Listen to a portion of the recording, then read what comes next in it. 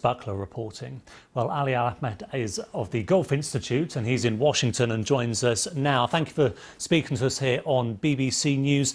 From what you know about Saudi Arabia and how the ruling family operates, do you think these accusations being levelled are remotely plausible?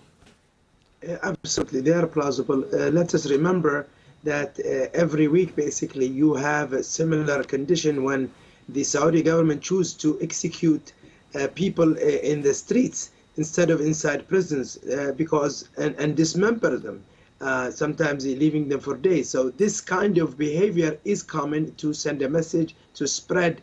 The doctrine of the Saudi government is to use this type of killing to control the population and spread terrifying fear. And I think this crime and basically the ISIS-style murder of Khashoggi was meant to send a message to other followers of the monarchy who dare to cross it and betray it.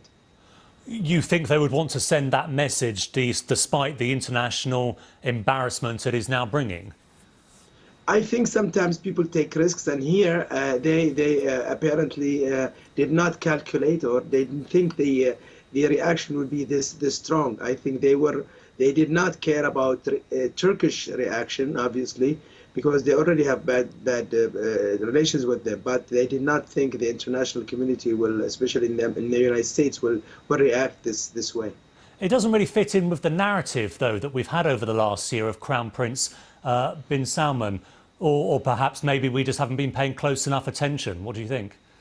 No, I think it's really fitting because, but the world is selective about what they react to. Nobody's reacting to, or very few people reacting to the war in Yemen, the starvation, the cholera outbreak, the largest humanitarian crisis in the world. They did not react to the imprisonment of Mr. Hariri, the Prime Minister of Lebanon, by Mr. Mohammed bin Salman, and other incidents. So I think MBS felt he can do this again, and that's why this happened.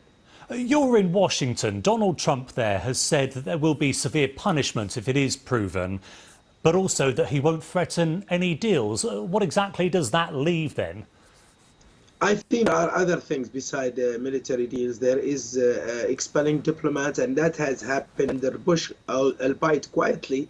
And there are, for example, I don't think the Saudi ambassador will ever come back again to Washington, and they might ask some other diplomats to leave, and they may not welcome Mohammed bin Salman for several years, and some other escalations will include speaking much more publicly about human rights in Saudi Arabia, something that the U.S. has never done in 60 years. So maybe this is one of few things, and maybe programs to spread democracy in that country and support the activists in that country who want to have more democracy and human rights. Will that bother Riyadh, though? Will the fact that now international brands are pulling out of their big investment conference later this month, will that really embarrass the family? I think it will. The international image of the Saudi ruling family is very important for them. They spend a lot of money. I remember when I first came to the United States, actually, is to organize protests against something that King Salman, at that time Prince Salman, this huge multi-million-dollar exhibition around the United States, that he was basically showing Saudi Arabia as a model country that is beautiful and modern. And so this is something that the Saudis spend a lot of money, billions of dollars over the years to give themselves the image of a progressive monarchy that is very kind and monogamous toward its people. That's not the case, however, because I think people are much more aware of what's going on inside that country. Yeah, and interestingly, some of those image makers are now refusing to work with Saudi Arabia. Good to speak to you, AlAhmed of the Gulf Institute. Thank you so much.